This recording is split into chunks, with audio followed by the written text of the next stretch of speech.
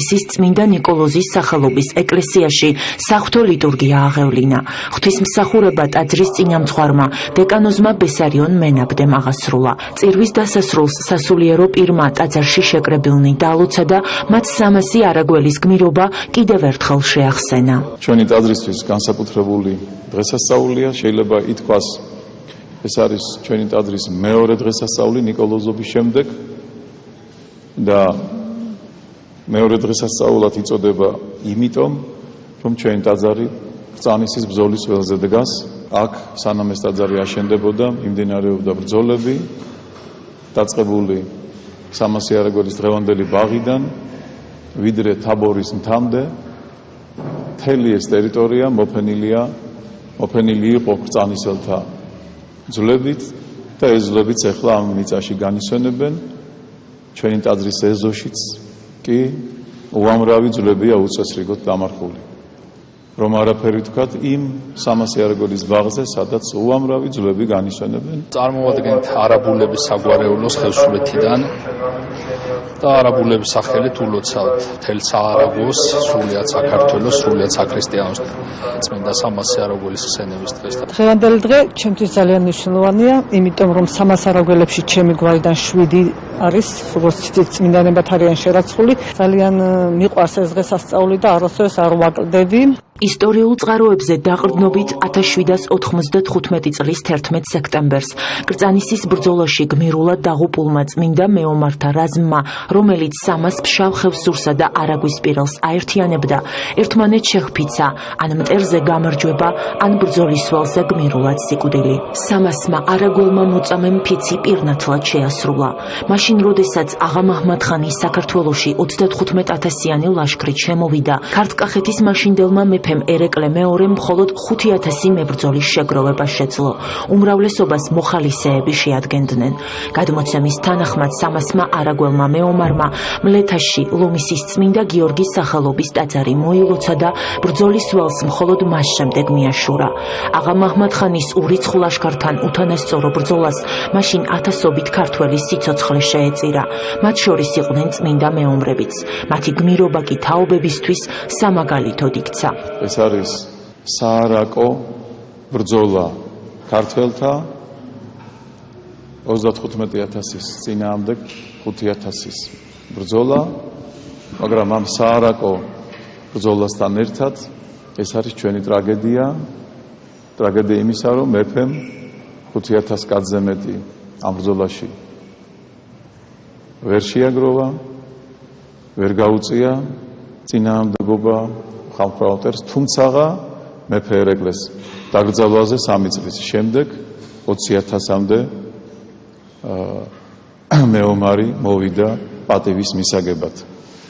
ეს არის ჩვენი ქვეყნის ტრაგედია, ასე იყო, ხშირად ასე ხდებოდა, მაგრამ რა თქმა უნდა გვაქვს ამის საპირწონედ ის გმირობა, ის ვაჟკაცობა, რომელიც გამოიჩინეს კრწანისელებმა.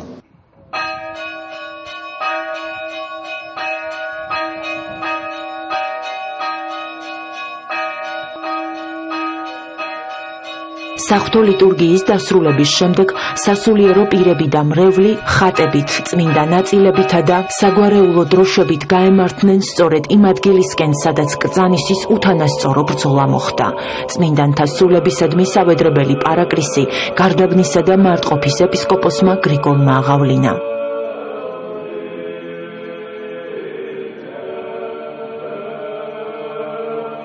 წმინდა 300 არაგველის ხსენების დღესთან დაკავშირებით დედაქალაქში საგვარეულოთა კავშირის წარმომადგენლები მთიულეთიდან და ფშავ ხევსურეთიდან ჩამოვიდნენ. ღონისძიებას ადგილობრივი ხელისუფლებისა და ხელოვნების სფეროს წარმომადგენლები ესწრებოდნენ.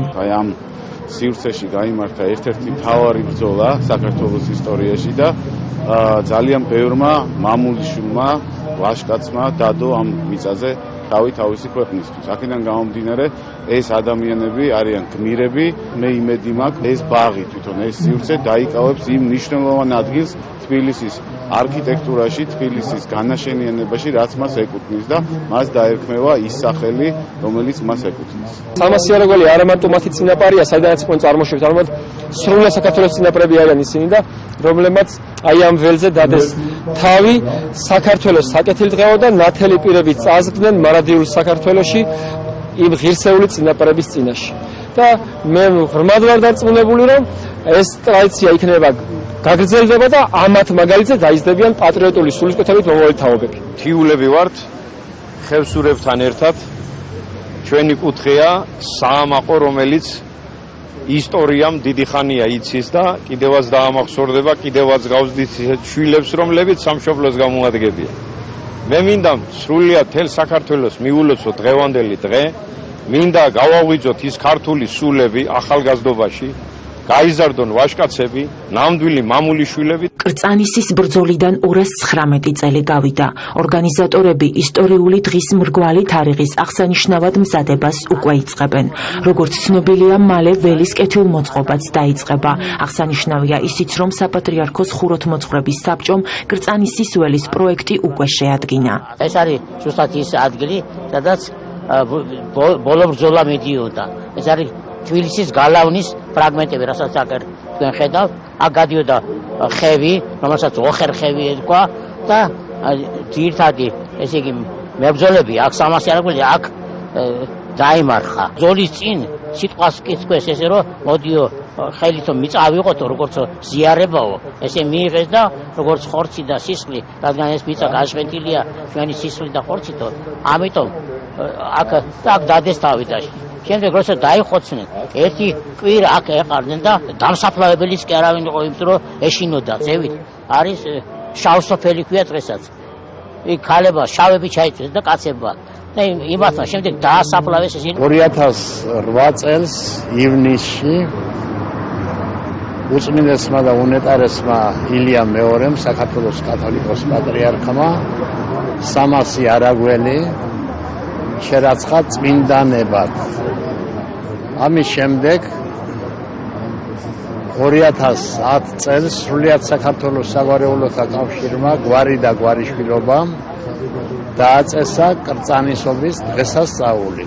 ისტორიულ წყაროებზე დაყრდნობით კრწანისობის აღნიშვნას საფუძველი ბრძოლიდან 100 წლის შემდეგ ჩაეყარა. მაშინ, როდესაც სრულიად საქართველოს კათოლიკოს პატრიარქმა კირიონ მეორემ კრწანისის წმინდა ნიკოლოზის სახელობის ტაძარში საგანგებო წირვა აღავლინა. შემდეგ კი წმინდა ილია მართლის თაოსნობით სასულიერო პირები და მრევლით სწორედ ამ ადგილას შეიკრიბა, რათა დაღუპულთა საძვალეზე გმირებისთვის ღირსეული პატივი მიეგოთ.